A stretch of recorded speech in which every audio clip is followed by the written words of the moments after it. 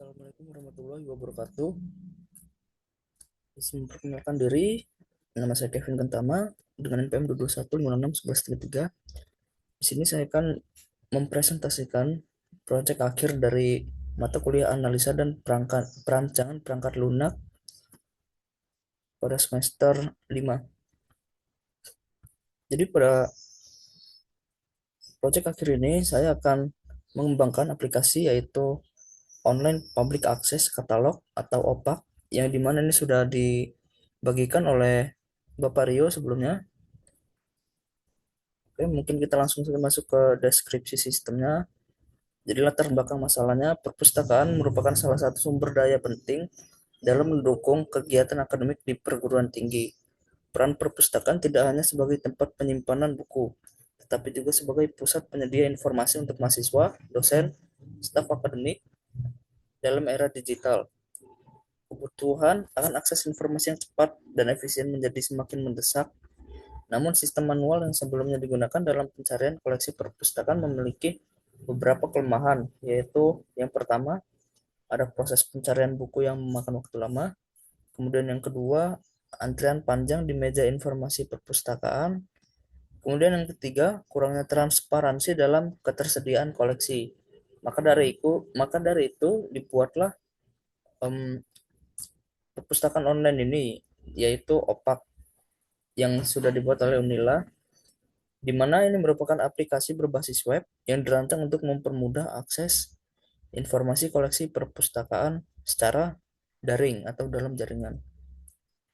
OPAC ini bertujuan untuk memberikan kemudahan bagi pengguna dalam menemukan koleksi buku, jurnal, skripsi, dan bahan referensi lainnya tanpa harus datang langsung ke perpustakaan, dan juga mengefisiensi waktu dalam misalnya mencari buku yang ada di perpustakaan tadi.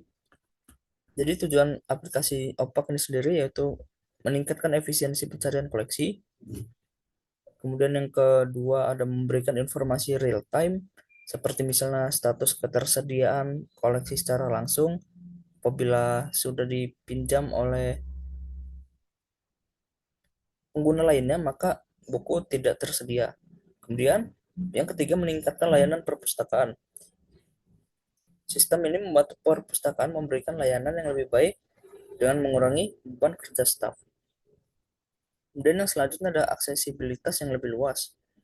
Mahasiswa, dosen, dan juga masyarakat umum dapat mengakses informasi koleksi dari mana saja dan kapan saja melalui internet. Kemudian yang selanjutnya ada ruang lingkup sistem. Sistem OPAC ini memiliki ruang lingkup, yaitu yang pertama, fungsi fungsi utamanya menyediakan layanan pencarian koleksi perpustakaan berdasarkan kriteria seperti misalnya judul, pengarang, atau subjek. Kemudian yang fungsi keduanya yaitu menampilkan informasi detail koleksi, termasuk misalnya lokasi dan juga status ketersediaannya. Kemudian keterbatasan dari sistem OPAC ini sendiri yaitu OPAC tidak mendukung peminjaman atau pengembalian buku secara daring. Kemudian pengguna juga terbatas pada anggota perpustakaan. Koleksi yang tercatat hanya mencakup bahan-bahan yang telah terdaftar dalam sistem perpustakaan. Kemudian untuk yang selanjutnya ada integrasi dengan sistem lain. Sistem ini terhubung dengan database perpustakaan untuk memastikan informasi yang ditampilkan selalu terkini. Seperti yang misalnya mengecek status ketersediaan tadi, nah itu masuk ke database ini. Kemudian yang selanjutnya ada identifikasi bisnis dan sistem yang berjalan. Jadi di sini ada keterbatasan dan juga kelemahan OPAC. Untuk keterbatasan yang pertama yaitu ada keterbatasan fitur, di mana OPAC ini hanya bisa menyediakan informasi katalog tanpa fitur peminjaman, pengembalian, atau reservasi buku secara daring. Kemudian yang selanjutnya keterbatasan fitur yang kedua yaitu tidak ada notifikasi otomatis untuk buku yang hampir jatuh tempo atau sudah tersedia setelah sebelumnya dipinjam.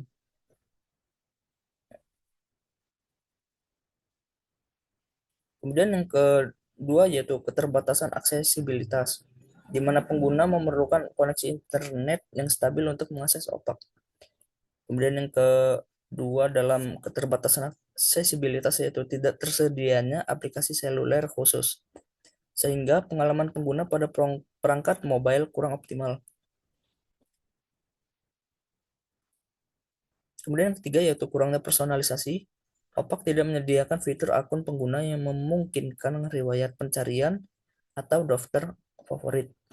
Dan juga tidak ada rekomendasi koleksi berdasarkan preferensi pengguna. Kemudian yang keempat yaitu bergantungan pada data terpusat. Informasi koleksi sepenuhnya bergantung pada pembaruan database yang dilakukan staf perpustakaan sehingga potensi keterlambatan pembaruan tetap ada. Kemudian yang kelima yaitu ada tantangan pengelolaan dan keamanan. Sistem ini rentan terhadap masalah teknis seperti down server yang sangat sering, kemudian tidak ada mekanisme pencadangan offline untuk pencarian katalog ketika sistem sedang tidak aktif. Oke, yang selanjutnya kita masuk ke identifikasi bisnis sistem berjalan. Proses bisnis sebelum opak yaitu implementasi ini, proses pencarian koleksi dilakukan melalui katalog fisik atau bantuan staff purpose. Maka proses ini memakan waktu yang lama dan juga menyulitkan pengguna yang berada di luar kampus, yang dimana pengguna harus berada di kampusnya terlebih dahulu. Kemudian yang kedua yaitu ada proses bisnis setelah opak. Dengan hadirnya opak ini, pencarian koleksi menjadi lebih mudah dan cepat. Namun karena keterbatasan sistem, pengguna tetap harus datang langsung untuk meminjam atau mengembalikan bukunya. Kemudian untuk kebutuhan bisnis yang teridentifikasi, yaitu hal yang akan dikembangkan nanti, yang dimana pengembangan fitur peminjaman dan juga reservasi daring untuk meningkatkan kenyamanan pengguna.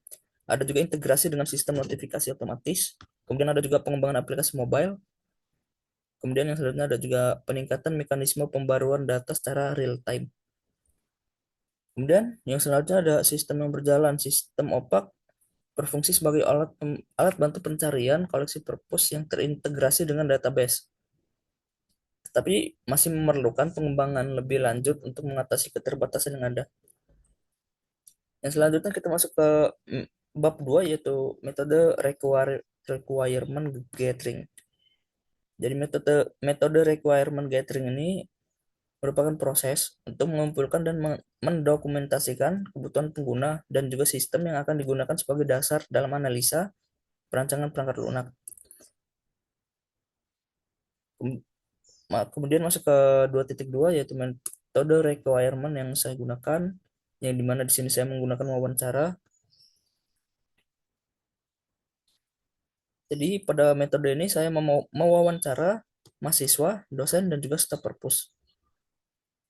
Ini merupakan daftar pertanyaan wawancara. Yang pertama, kita akan menanyakan kebutuhan umum, seperti misalnya kendala apa yang dihadapi saat mencari koleksi perpustakaan menggunakan sistem. Kemudian selanjutnya ada fitur apa yang paling dibutuhkan dalam aplikasi opak ini. Kemudian yang kedua ada pencarian koleksi, yang dimana bagaimana cara mencari buku atau referensi di perpus. Kemudian yang kedua ada apakah Anda membutuhkan filter pencarian tambahan seperti berdasarkan tahun penerbitan atau kategori tertentu. Kemudian yang ketiga ada ketersediaan informasi. Seperti misalnya apakah perlu informasi tambahan seperti rekomendasi koleksi terkait. Kemudian keempat ini ada notifikasi dan pelaporan. Apakah pengguna ingin menerima notifikasi tentang buku yang hampir jatuh tempo saat peminjaman atau sudah tersedia. Kemudian yang selanjutnya ada laporan atau statistik apa yang menurut Anda perlu disediakan oleh sistem. Maka setelah semua pertanyaan tadi dilemparkan kepada target wawancara, didapatlah output sebagai berikut.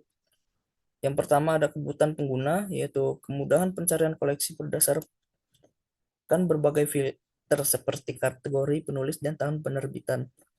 Kemudian yang kedua ada kendala pengguna, yang dimana ada ada waktu pencarian yang lama, ada kurangnya informasi yang detail, dan juga tidak adanya personalisasi. Kemudian pada 2.3 yaitu kebutuhan fungsional yang didapat dari hasil wawancara tadi. Yang pertama kita mendapat pencarian koleksi. Kemudian Yang kedua kita mendapat notifikasi, dan juga yang ketiga kita mendapat kebutuhan fungsional pelaporan statistik. Kemudian selanjutnya ada kebutuhan non fungsional, seperti misalnya yang pertama kinerjanya, ada juga keamanannya, skalabilitasnya, dan juga keandalannya. Kemudian yang selanjutnya kita akan masuk ke use case diagram. Pada use case diagram didapatkan 3 use case dari kebutuhan fungsional sebelumnya, yaitu yang pertama di sini ada ada dua aktor, yaitu user dan juga admin, yang dimana user ini akan bisa melakukan pencarian koleksi, dan juga case yang keduanya yaitu menerima notifikasi. Kemudian admin bisa melakukan laporan statistik. Kemudian ada use case skenario-nya, yang dimana pencarian koleksi tadi pengguna memasukkan kata kunci pencarian, sistem memproses pencarian berdasarkan filter seperti misalnya judul, penulis, subjek, kategori, atau tahun penerbitan. Kemudian yang selanjutnya sistem menampilkan hasil pencarian beserta detailnya. Kemudian pada use case menerima notifikasi yang dimiliki oleh entitas user, memiliki proses sebagai yang pertama ini sistem memberikan notifikasi otomatis. Kemudian yang keduanya ada batas waktu pengembalian. Kemudian yang ketiganya ada koleksi yang diinginkan. Kemudian pada entitas admin dengan nama use case laporan statistik didapatkan proses sebagai berikut, yaitu admin login ke sistem, admin memilih opsi pembuatan laporan, sistem memproses data dari database, kemudian sistem menghasilkan laporan statistik dalam format yang dapat diunduh.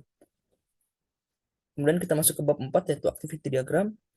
Ini merupakan activity diagram dari pencarian koleksi, yang dimana dimulai dengan oval di sini, yaitu yang menandakan bahwa cache sudah dimulai dengan start sebagai mulanya. Kemudian login ke sistem yang dilakukan oleh user, kemudian user akan memasukkan kata kunci atau filter, kemudian dilanjutkan dengan sistem memproses pencarian, kemudian dilanjutkan dengan hasil pencarian ditampilkan.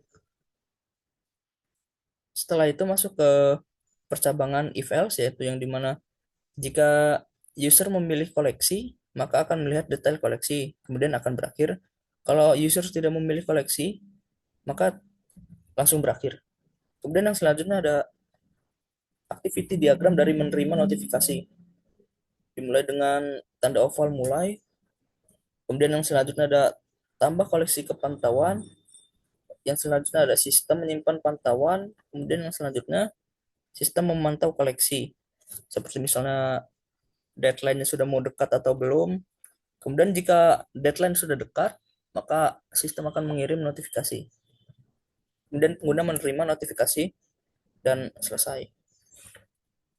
Kemudian yang selanjutnya ada activity diagram laporan statistik.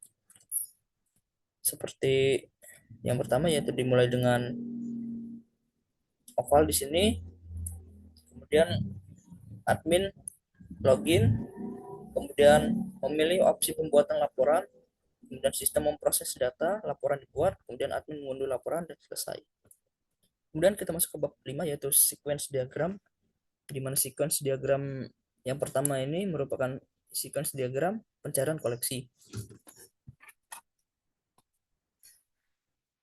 Oke, kita di sini ada 3 entitas, yaitu ada user, ada sistem, dan juga database. Yang pertama di sini ada user dengan lifetime-nya, yaitu dengan case pertama yaitu user mengirim request pencarian koleksi, kemudian sistem mengirim request query dari user ini, kemudian database akan mereturn query yang di request oleh sistem tadi dan dikembalikan ke sistem. Kemudian sistem akan menampilkan hasil ke user. Kemudian yang selanjutnya ada sequence diagram mengirim notifikasi. Di sini kita juga memiliki 3 entitas, yaitu user, sistem, dan juga database.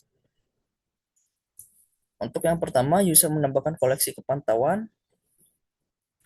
Kemudian sistem ngecek status tenggat, deadline-nya apakah sudah berakhir atau belum. Kemudian database memberi info tenggat user. Kemudian jika jika deadline sudah dekat, maka sistem akan menampilkan notifikasi. Kemudian yang selanjutnya ada sequence diagram laporan statistik. Di sini kita memiliki 3 entitas lagi seperti tadi. Yang pertama, tetapi entitas yang pertama merupakan entitas admin. Ketika pertama, admin akan request laporan statistik mingguan. Kemudian sistem mengirim query dari admin tadi, kemudian database menerima request tadi dan juga mengirim data statistik kepada sistem. Kemudian sistem menampilkan laporan statistik kepada admin. Kemudian yang selanjutnya untuk kelas diagram. Pada kelas diagram ini sendiri kita memiliki 5 entitas, yaitu user, koleksi, laporan, database, dan juga notifikasi.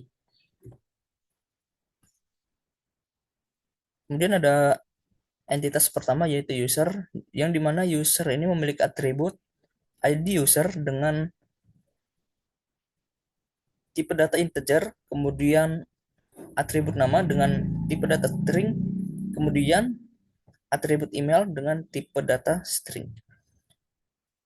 Dan user ini memiliki metode yaitu cari koleksi, terima notifikasi, dan juga minta laporan.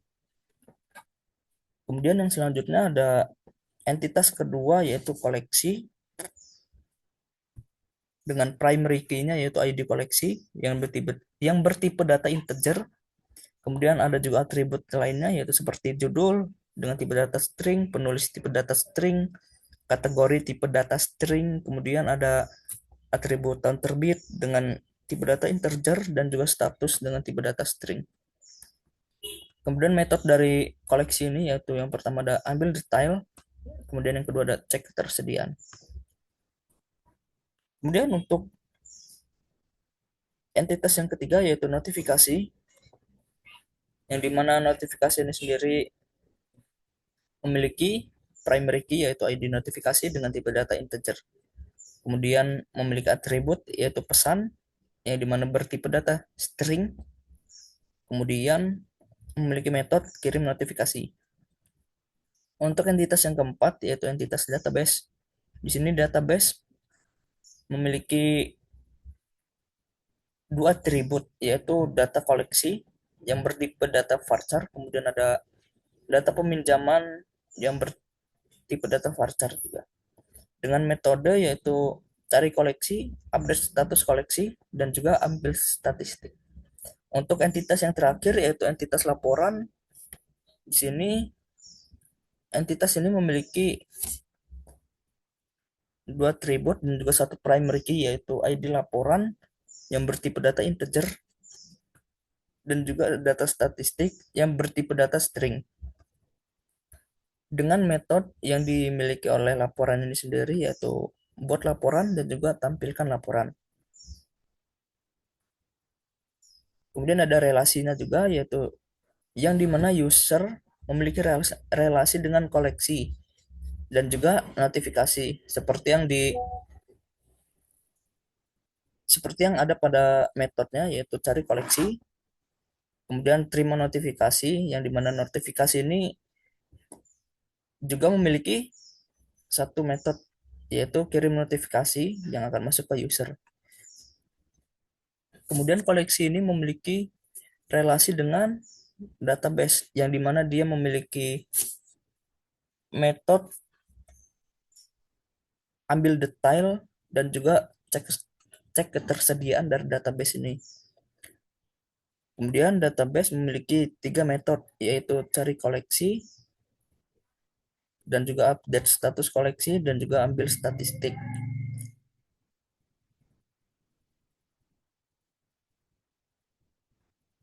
Kemudian untuk entitas yang terakhir yaitu laporan ini memiliki relasi dengan database yang dimana berhubungan dengan metodenya yaitu buat laporan dan juga tampilkan laporan. Kemudian masuk ke kesimpulan.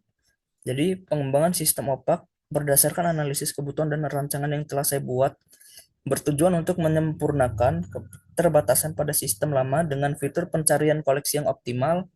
Kemudian yang kedua ada notifikasi pengingat dan juga yang ketiga ada pelaporan statistik.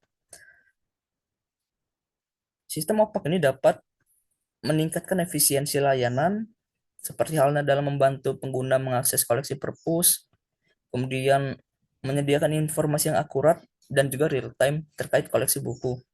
Kemudian mendukung pengambilan keputusan bagi admin melalui laporan statistik yang komprehensif. Hasil perancangan pengembangan ini juga dapat menjadi acuan bagi pengembangan yang lebih lanjut sehingga sistem opak nanti dapat memenuhi kebutuhan pengguna dan juga meningkatkan kualitas layanan perpustakaan secara signifikan. Oke, mungkin sekian yang bisa saya presentasikan dari proyek akhir mata kuliah analisa dan perancangan perangkat lunak ini. Kurang lebihnya saya mohon maaf. Terima kasih. Wassalamualaikum warahmatullahi wabarakatuh.